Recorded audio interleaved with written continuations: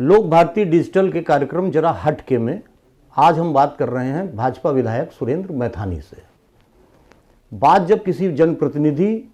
राजनीतिक व्यक्ति से अगर चर्चा की आती है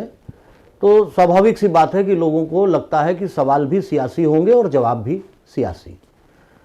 लेकिन आज हम इस सियासी व्यक्तित्व से कुछ गैर सियासी बातें भी करेंगे। सियासी बातें तो करेंगे ही, लेकिन एक जनप्रतिनिधि के सामाजिक सरोकारों को लेकर भी हम कुछ सवाल करेंगे और उन सवालों से निश्चित तौर पर लोगों को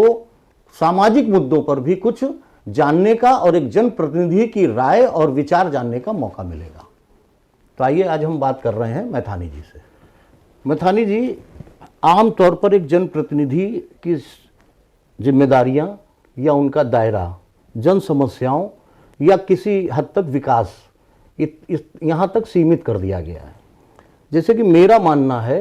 कि जनप्रतिनिधि जो एक बड़ी भीड़ का नेतृत्व भी करता है, प्रतिनिधित्व भी करता है, उसकी जिम्मेदारी एक तो ये तो है कि वो जो अपने पीछे खड़े लोग हैं जिनका वो प्रतिनिधित्व कर रहा है उनकी समस्याएं दूर कराए, उनको सुविधाएं मुहैया कराए, उनको न्याय दिलाए, उनके अधिकारों की रक्षा करे और कुछ ऐसे विकास कार्य करे जो उनके लिए फ्रूटफुल, परिणामजन्य या सुविधाजनक साबित हों। लेकिन मेरा मानना यह है कि जनप्रतिनिधि का एक और दायित्व है, अपने पीछे चल रहे लोगों की जो कमियां हैं उनको भी इंगित करे और उनको भी दूर कराए। तो जैसे इस समय समाज में हम बात करें, देखिए हम लोग बात कर रहे हैं, लगभग आप मान के चलिए कि हम आपसे बात करेंगे ज़्यादातर गैर सियासी, राजनीति से दूर, क्योंकि राजनीति में आपसे ज़्यादातर आप हो या और कोई भी जनप्रतिनिधि है, उससे अगर कोई भी सवाल किया जाए तो सवाल हो सकता है लोग न जाने, लेकिन उस सवाल का जवाब लोगों को पता होता है कि यह जनप्रतिनिधि क्या देगा जवाब। तो हम आमतौर पर हम कोशिश करेंगे कि हमारी बातचीत केंद्रित रहे सामाजिक मुद्दों पर। तो पहला सवाल मेरा आपसे ये है कि एक तो मोबाइल एडिक्शन, एक कम उम्र कहें, बच्चा पैदा होता है शायद 6-8 महीने बाद ही उस मोबाइल ही एक ऐसी चीज होती है जो उसको बहला पाती है, और वहां से लेके एक वृद्ध जो अकेलेपन का शिकार होता है उसका भी साथी आज मोबाइल है। तो आपको क्या लगता है कि समाज सही दिशा में जा रहा है? इस विकास जो वैज्ञानिकों ने एक उपलब्धि दी है मोबाइल के रूप में, उसका दुरुपयोग हो रहा है, उसका कैसे सदुपयोग हो सकता है, इस पर क्या कहेंगे आप? देखिए सौरभ जी, सबसे पहले तो मैं आपको धन्यवाद दूंगा और लोक भारती डिजिटल मीडिया के इस प्लेटफॉर्म को भी मैं आभार व्यक्त इसलिए करूंगा कि आप, मुझे भी लगता है कि पहली बार मैं एक ऐसे इंटरव्यू में बैठा हूं जहां पर हमारी जो मूलभूत सुविधाएं देने की नैतिक जिम्मेदारी है, यानी सड़क, नाली, खड़ंजा, पार्क, पेयजल, बिजली, सारी चीज़ें जो देने की हमारी नैतिक जिम्मेदारी है, उससे हट करके सामाजिक चिंतन पर आप ये कार्यक्रम कर रहे हैं। इसके लिए मैं आपको, सौरभ जी, प्रमोद जी को और लोक भारती डिजिटल के इस प्लेटफॉर्म के अपने सभी मीडिया के मित्रों को बहुत बधाई देता हूं, उनका आभार व्यक्त करता हूं। जहां तक आपने मोबाइल की बात की, वास्तव में मोबाइल एक तरफ हमारे जीवन की आवश्यकता बना हुआ है कि आज अगर आपको पूरे वर्ल्ड में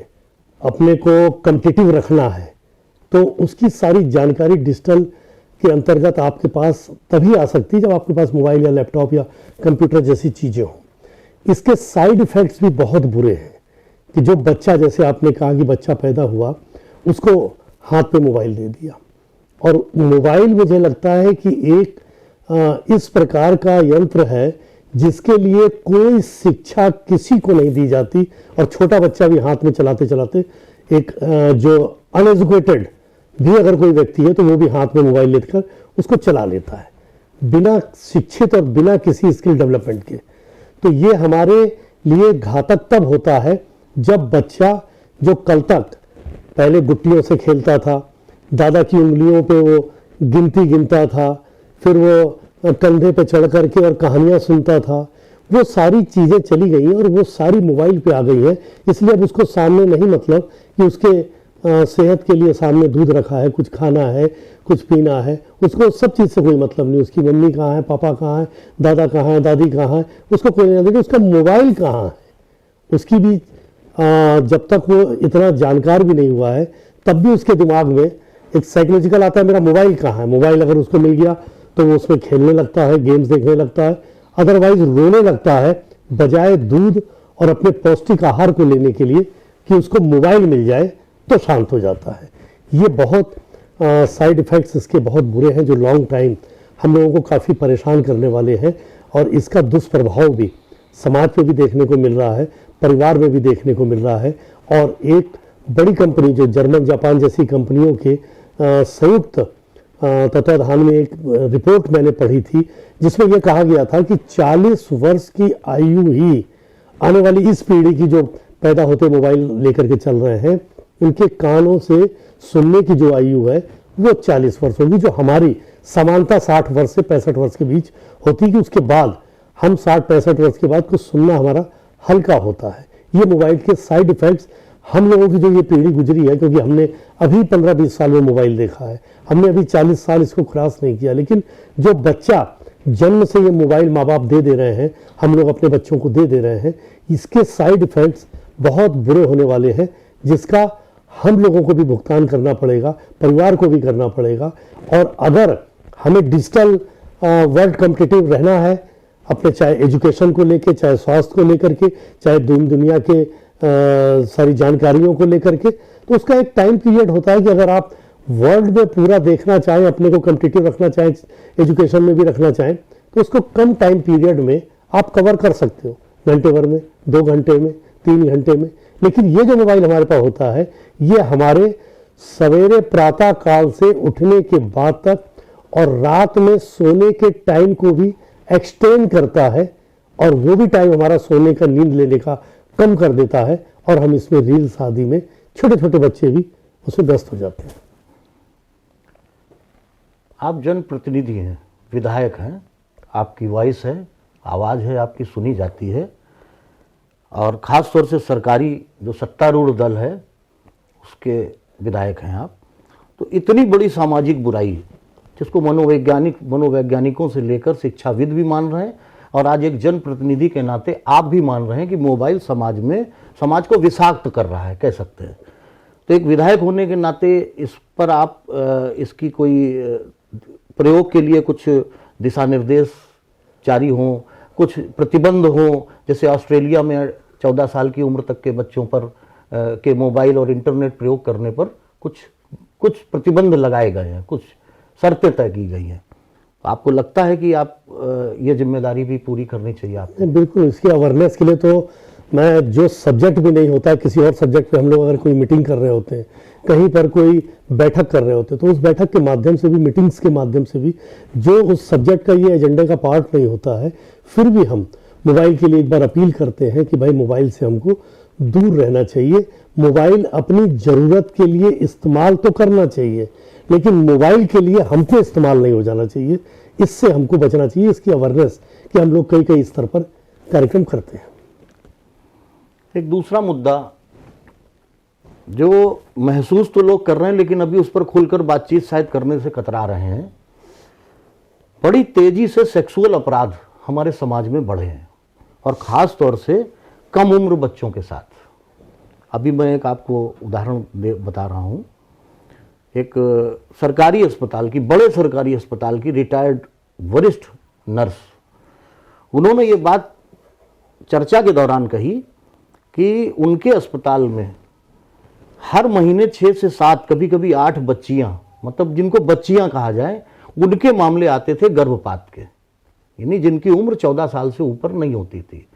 और माँ बाप की मजबूरी, विवशता या उनका दुख या उनका परेशानी देखकर डॉक्टर कानून को किनारे करके गर्भपात कर भी देते थे। उसमें कई बार बच्चियां 10 साल और 11 साल की भी होती थी। ऐसा क्या हो गया है हमारे समाज को कि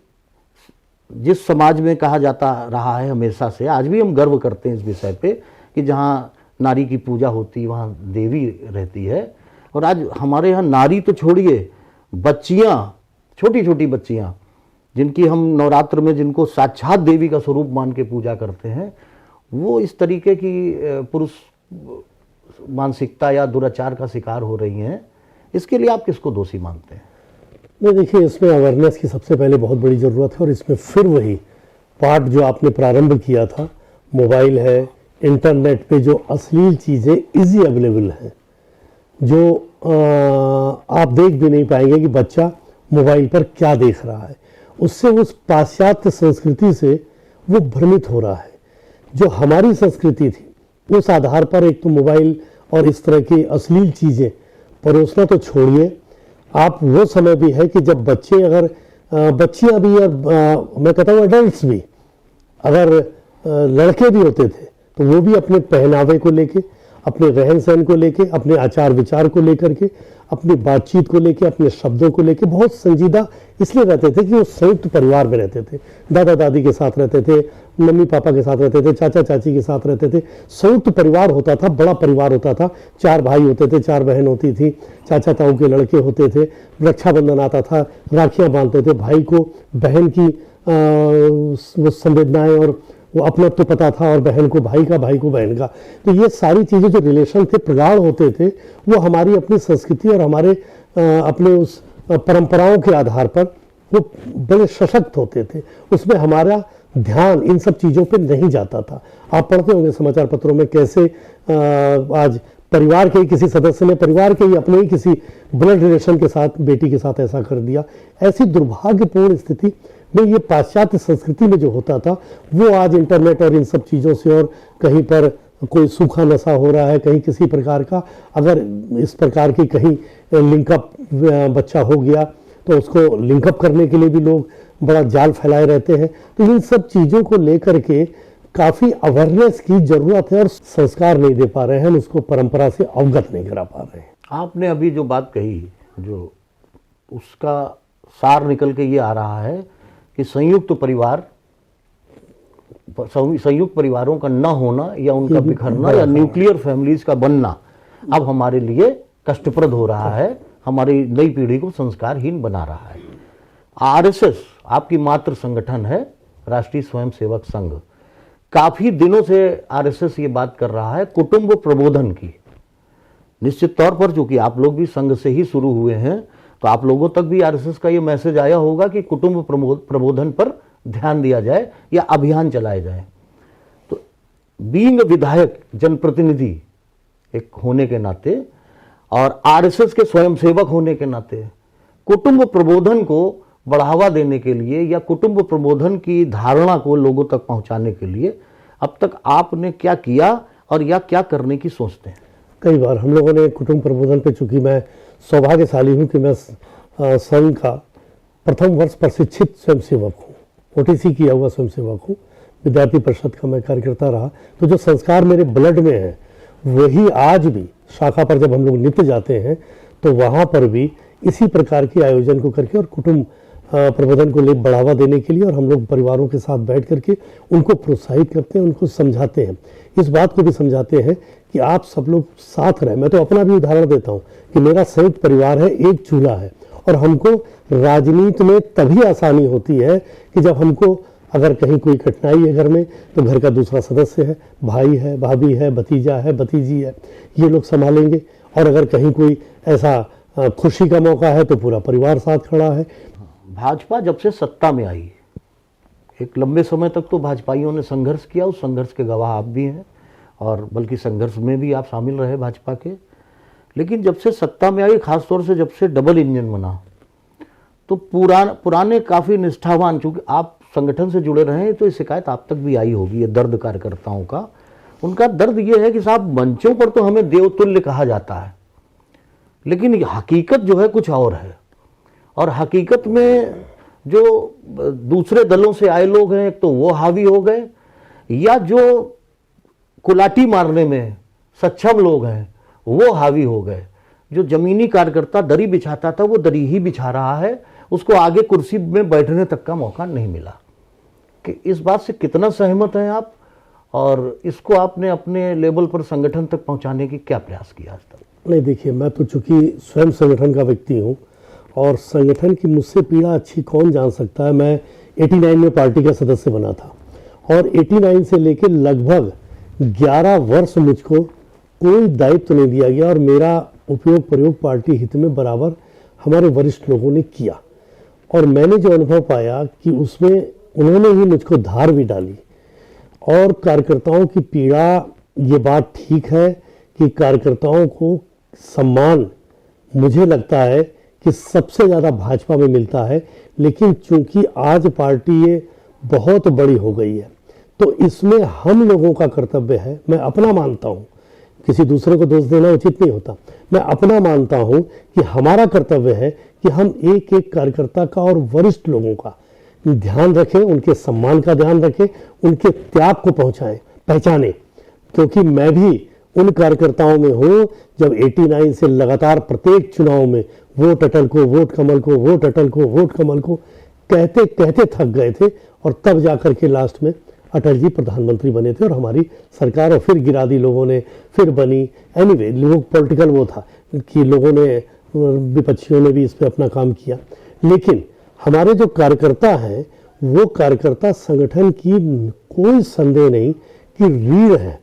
और ऐसा डिवोटी कार्यकर्ता है कि अगर वो व्यक्ति से नाराज हो तो व्यक्ति का अभिवादन स्वीकार नहीं करेगा, व्यक्ति को अभिवादन नहीं करेगा, पार्टी नहीं छोड़ता। वो लोग जो दूसरे दल से आए हैं और दूसरे दल में चले जाते हैं, वो एक कालखंड आया था। उस कालखंड में इस प्रकार के आए जो हमारी संस्कृति से, कार्यकर्ताओं के सम्मान करने से जो लोग